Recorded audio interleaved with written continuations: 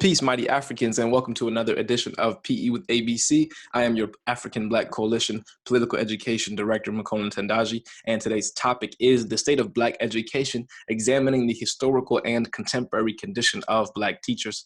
Let's go ahead and get straight to it with our overview. So first and foremost, we're going to be answering this question of why focus on teachers. Oftentimes in mainstream discourse around education, specifically Black education, the focuses tend to be on Black students, funding of Black education, resources, and whatnot.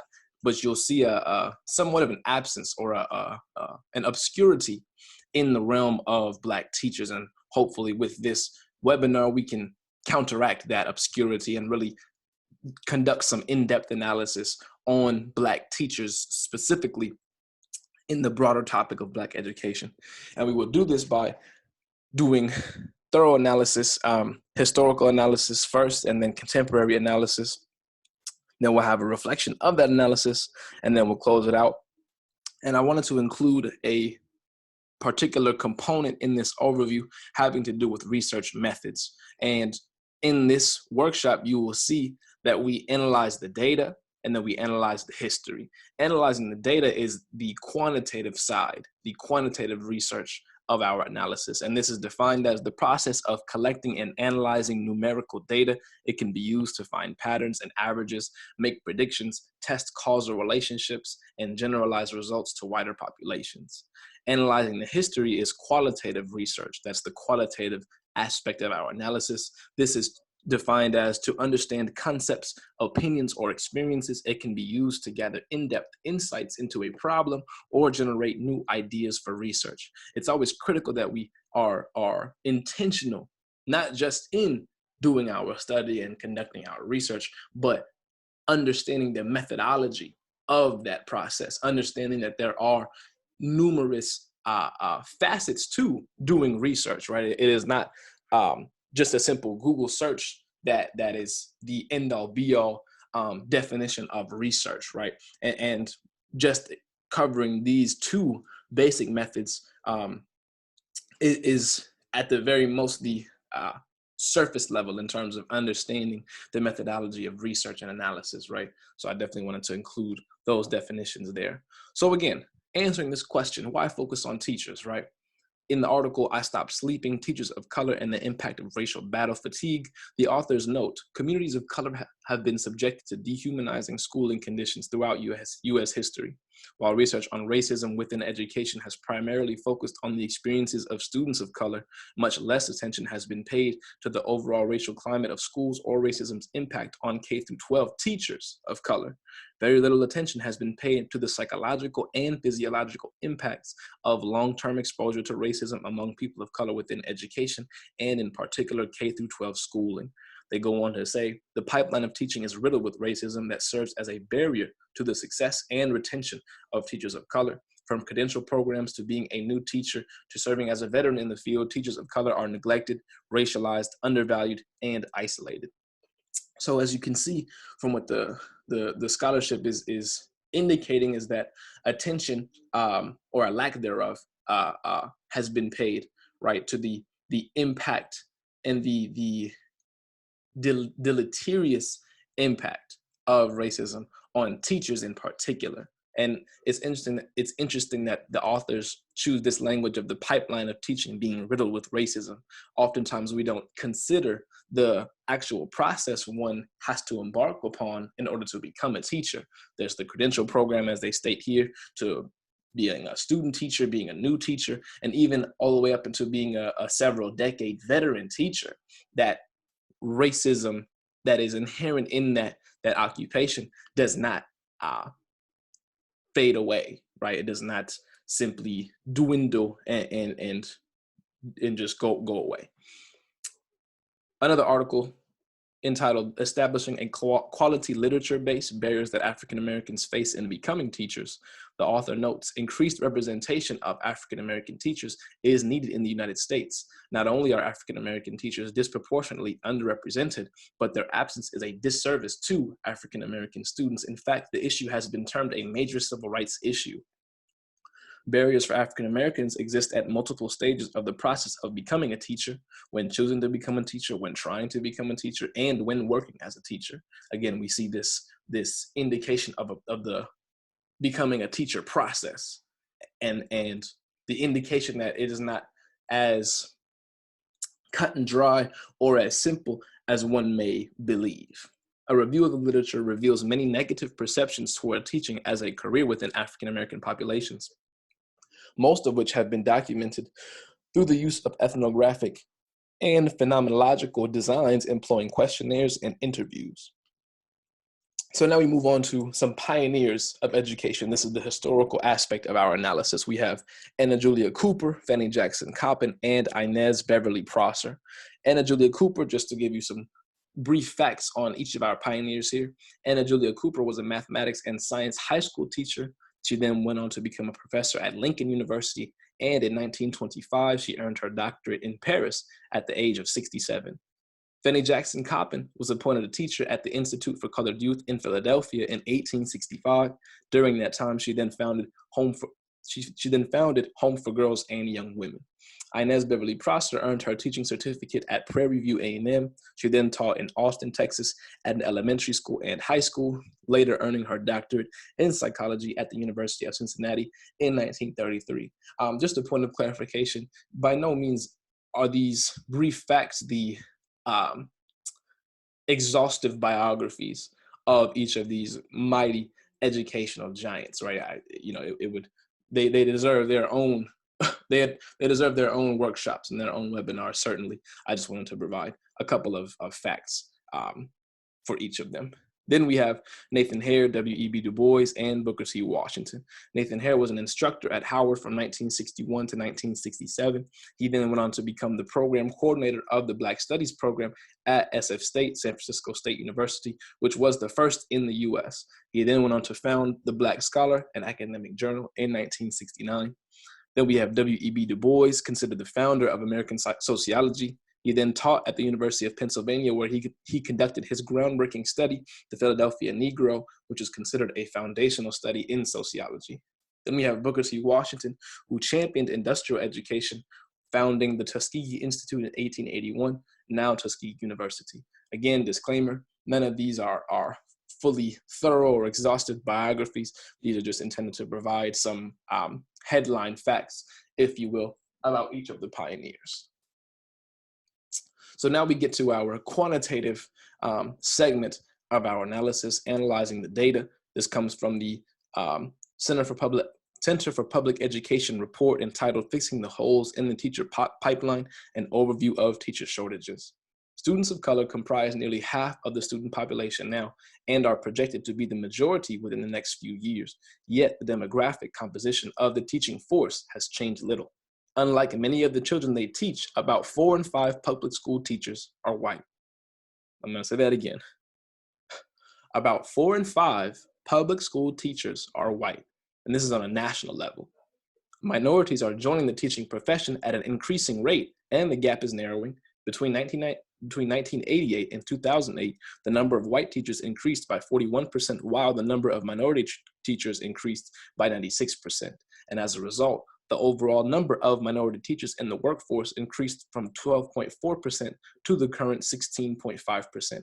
Now, to be clear, this article does not differentiate specifically among the ethnic minorities into Black, African American, Hispanic, Latino, Asian American, and so on and so forth. They just classify it as minority. So in this 16.5% overall number of minority teachers in the workforce, that 16.5% is not indicative of the percentage of Black teachers, just to be clear. So here we have a chart from this same report that demonstrates the demographic mismatch between public school teachers and their students. This is in the school year 2011 to 2012. As you can see, if we were to focus on the demographic mismatch among Black teachers and Black students, we'd see while Black students represent about 16%, right, of the school population, the Black teacher percentage is only at about 7%. So as I said before, with this number, this 16.5% of the minority teachers in the workforce, we see here it's actually 7% that Black teachers occupy their position among the population, if you will. And then you see with the white teacher and student demographics, around 82% of teachers in the teaching workforce are white, compared to 51% of all students, right, in the student population. Now, this is from a report done by the Economic Policy Institute entitled U.S. Schools Struggle to Hire and Retain Teachers. Both the appeal of education as a discipline and the pool of potential new teachers shrank significantly between the 2008, 2009, and 2015-2016 school years.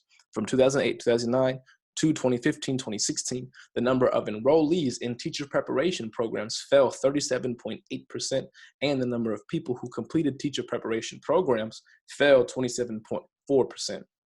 About 30% of college graduates who became teachers were not in the profession 5 years later, compared with 14% of pharmacists, 16% of engineers, and 19% of nurses and lawyers. So we see here the data demonstrate that there is a decrease in both teacher preparation program enrollment, as well as teacher preparation program completion.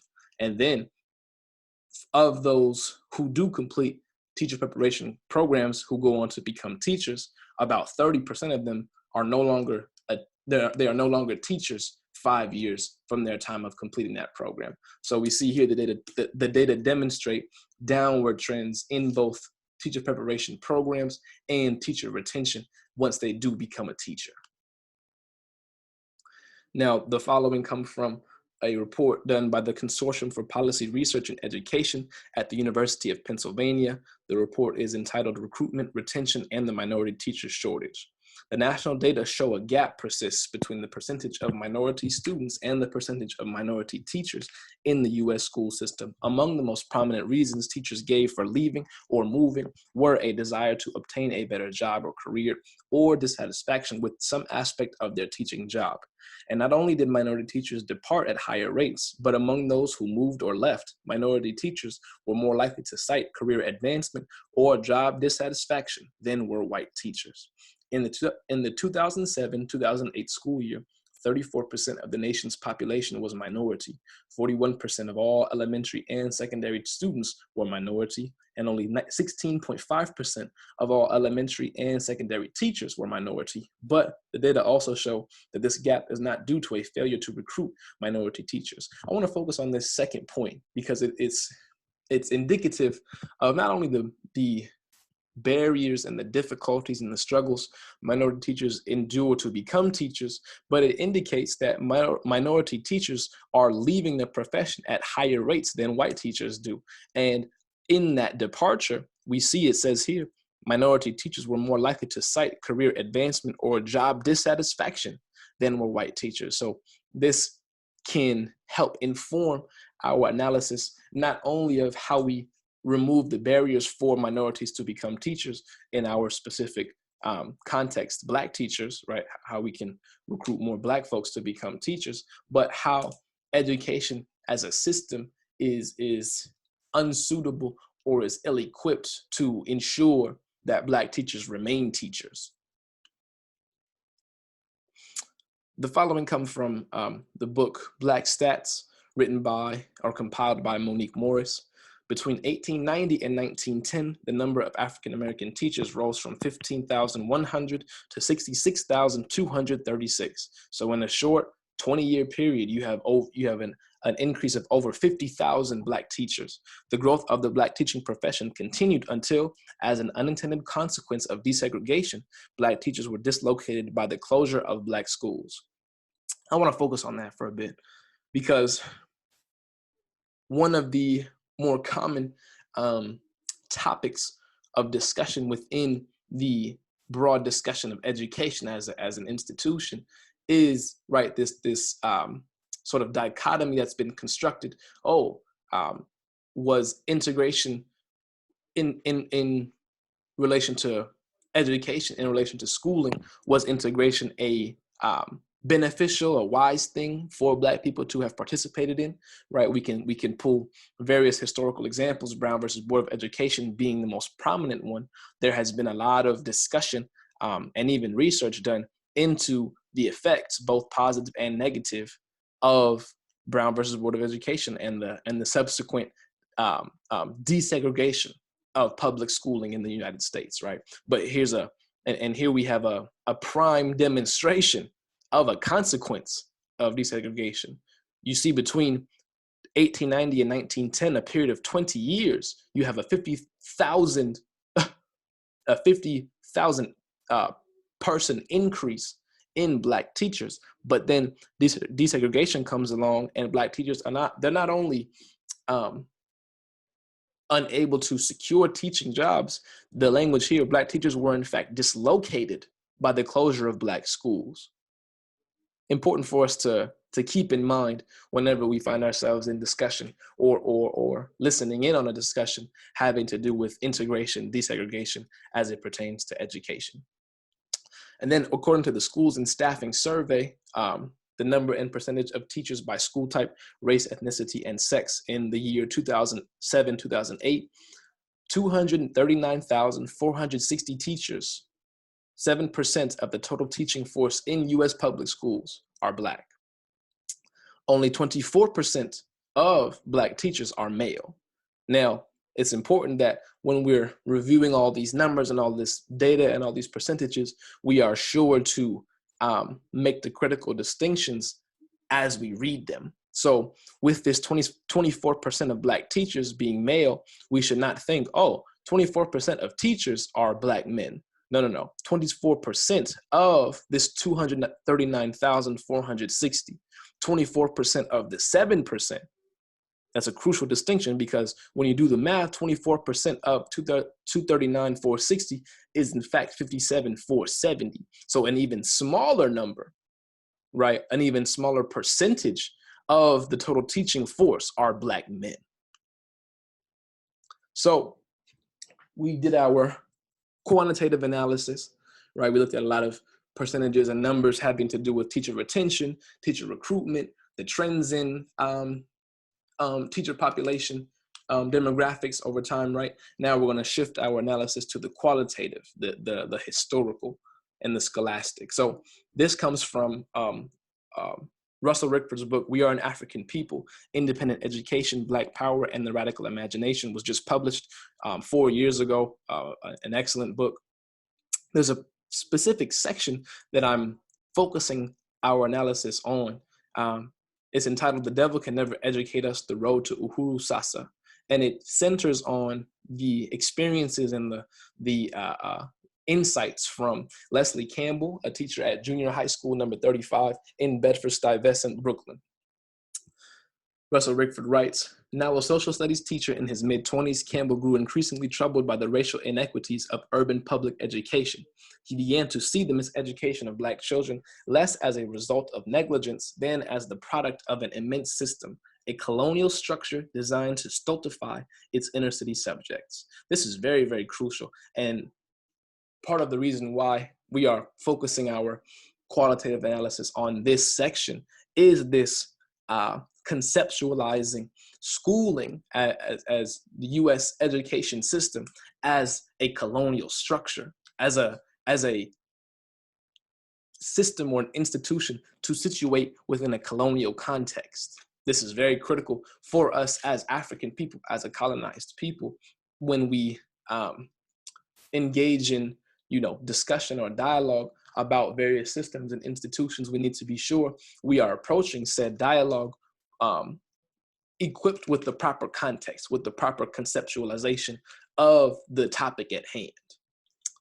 Rickford goes on, seeking alternatives, Campbell and other Black educators formed the ATA, the Afro-American Teachers Association, in 1964. The self-help organization challenged New York City's African-American instructors to strengthen bonds of racial solidarity in Black schools and communities. The ATA embraced the demand for community control, a cause bolstered in 1967 by the formation of the experimental Ocean Hill-Brownsville district. Campbell helped create a sweeping diasporic curriculum. His lectures on the current situation of the Black men and his efforts to politicize youngsters antagonized a vocal group of parents who viewed him as an extremist. Campbell charged the United Federation of Teachers with wringing profits from inner cities while breeding functional illiterates as cheap labor for the service industries and cannon fodder for the battlefields of Vietnam. The devil can never educate us, he declared. So then we can shift our analysis. It's still qualitative. We're going to shift our analysis to the scholarship. This is an article or a chapter of a book entitled The Urban Factor, examining why Black female educators teach in under-resourced urban schools. That chapter comes from the book Black Female Teachers, Diversifying the United States Teacher Workforce. With a decline in teaching jobs after desegregation and with greater job opportunities for African Americans after the Civil Rights Act of 1964, many educators sought employment outside of the teaching field. Empirical research conducted in the 1980s indicates that African Americans pursued careers outside of teaching because of the expanded career options, which permitted entry into more prestigious and lucrative professions. Once known as the main producers for African American teachers, teacher reform efforts during the 1980s and funding disparities reduced HBCU's teacher output. The implementation of new accountability measures and standardized assessment tests for teachers impacted the number of African Americans who gained teacher certifications. So we see here a clear demonstration of the very systematic ways in which Black folks were effectively shut out, right? From pursuing careers in education, from pursuing careers as teachers, right? We can see here specifically with funding disparities, standardized testing. These are complicated ways that institutions institutions with particular agendas can enact those agendas and, as I said, effectively bar out or bar African Americans, Black folks, African people from becoming teachers. Be it micro or macro, racism is not confined to a specific moment in time. Those who endure it carry it with them, and those who challenge it expend a great deal of personal energy, often throughout their professional lives. This constant experience with racism and its ongoing toll can foster doubt, produce anxiety, and be exhausting, something Smith has labeled racial battle fatigue, defined as the psychological, emotional, physiological, energy, and time-related cost of fighting against racism. This comes from the same article that we discussed, the first article that we discussed, I Stopped Sleeping, Teachers of Color and the Impact of Racial Battle Fatigue. This also contributes to that question of why focus on teachers. It's important that we understand this simple statement: racism is not confined to a specific moment in time. Those who endure it carry it with them. So if we think about Black teachers teaching in non-Black schools, right, there's an inherent anti-Blackness that is constantly navigated, that is constantly managed by Black teachers. There is almost an underlying theme of racism, of discrimination, of psychological distress. This is what we call racial battle fatigue. We argue that the macro and microaggressions that teachers of color experience occur on multiple levels simultaneously. Institutional racism is embedded into the structures, policies, and functions of schooling. Layered on top of this is the racism that teachers experience directly. While witnessing racism can be hurtful and emotionally taxing for any caring teacher, racism can be particularly impactful for teachers of color who have suffered parallel experiences with racism and or feel a racial or cultural connection and commitment to students. So we see here, this article in this particular excerpt demonstrates how heavy the burden of racism, of microaggressions, of institutional racism is on the shoulders of Black teachers, right? It's important that, as stated before, we don't think of racism as being thought of as a time period or a geographical area in the U.S. or in the world. We need to be sure we're framing it as a very psychologically damaging, right, force, and it's most damaging towards Black teachers, African teachers. So it's this layering, as described here, this layering of racism that contributes to what has been called racial battle fatigue, and what has contributed to the turnover and the lack of retention of Black teachers in the US teaching force. And here we have it here. The cumulative nature and the multiple layers and manifestations of racism are detrimental to teachers of color in many ways, one of which we argue is racial battle fatigue. Very little attention has been paid to the psychological and physiological impacts of long-term exposure to racism among people of color within education, and in particular K through 12 schooling. The concept of RBF was introduced by William Smith in an effort to theoretically frame and analyze the profound effect of racism on African Americans in predominantly white institutions of higher education. So this cumulative nature of racism needs to be incorporated in our discussions of Black teachers and why there are so few Black teachers in public school. We can't just say we need more Black teachers and then, you know, hope that more Black teachers just show up. that isn't very effective if we are serious about increasing not just the presence but the retention, right? The long-lasting presence of Black teachers in public school. So after conducting that analysis, qualitative and quantitative, we want to do some reflection.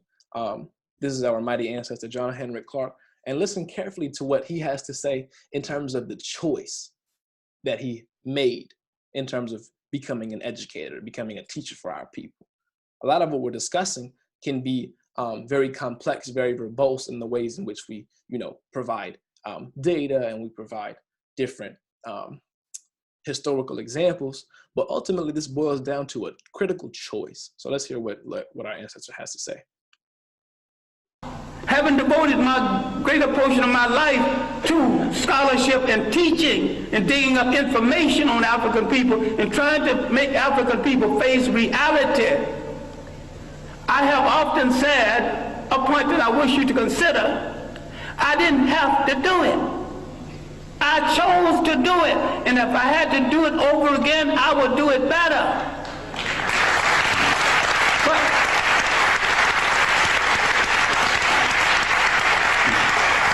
I have a lot of talent other than the talent to teach and to research. I've never met a rich man who had a better mind than me. So if I wanted to succeed as a rich man, I could have done that. I never met a crook who wasn't a fool. I could have been a good crook if I chose to be a crook. I chose to be a teacher of African history. I chose to look in the Bible, and where I couldn't find my people, I started looking for them in the world, and I didn't stop until I found them. So there we have it, right? Having devoted this critical idea, this critical notion of a choice, of making the choice to teach our people, of looking for our people in history and not stopping that search until we find them. And then once we do find them, making another choice within that choice to then teach the rest of our people where to look to find ourselves in history. We can do all of the qualitative and the quantitative analysis. We can look at all the data that we want to on Black teachers in the teaching force here in the US. It will be off or not if we are not boiling it all down to this notion of a choice, right? And in the article, Constructs and Dimensions of Afrocentric Education, if will includes the process of asserting one's choice to do something, the education community must ask itself whether or not it has the will to teach all children. More specifically, in this instance, we must ask if educators, researchers, and policymakers actually have the will to effectively teach Black children. So it's these critical questions that we need to ask, not just ourselves, but those who are already in positions, who are already occupants of authority and power and influence on this choice and this will, right? In a statement written by the African Party for the Independence of Guinea and Cape Verde in 1962, This piece was entitled Our Students. They say, each one of us must, as far as possible, aim at increasing his experience and his knowledge in the present circumstances. Those who know how to read must read a great deal and try to obtain information on the problems which interest the men of today. And as much as possible, he should also help his fellows, either by sharing with them his knowledge or by teaching them how to read. The revolution which will free us is a great school, our best school. So these statements, these things that we're reading in reflection of our analysis, right, are intended for us to have something to chew on, metaphorically speaking, have something for us to really think through and think about. Julius Nyerere, the first prime minister and president of Tanzania, had very profound words to say about the educated and the intellectual's role in society. And in a speech entitled The Intellectual Needs Society, he said the following: "But if the educated man is so arrogant in his knowledge or so superior in his living standards that the people are fearful of him or hold him in contempt, in this case, he would be better not there, for he will be a brake, not an accelerator on development." We have to be part of the society we are changing. We have to work from within it and not try to descend like ancient gods, do something, and then disappear again. We have a right to expect things from university graduates and others who have had higher education of any kind. We do not just have a hope, but an expectation. And lastly, work at the university must therefore be so organized that it enables the students upon graduation to become effective servants, for servants they must be. The masters of us educated people are and must be the masters of the people. The following are the references that we've used in our analysis.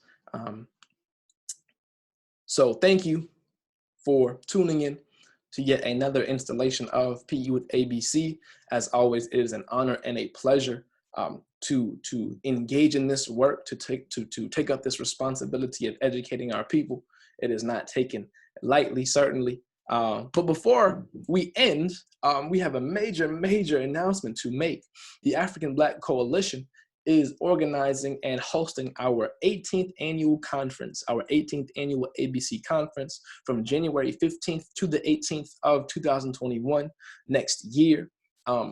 As you can see, from Friday to Monday, we have a jam-packed agenda. It is a virtual conference, so you can tune in from wherever you may find yourself throughout the diaspora, right? There are networking activities, evening festivities. This is certainly something that you will not want to miss. So please, if you are interested, if you know somebody who may be interested, send them this website link to register, www.africanblackcoalition.org/ABC2K21. With that being said, I am the ABC Political Education Director, Makonnen Tendaji. Peace and Black Power.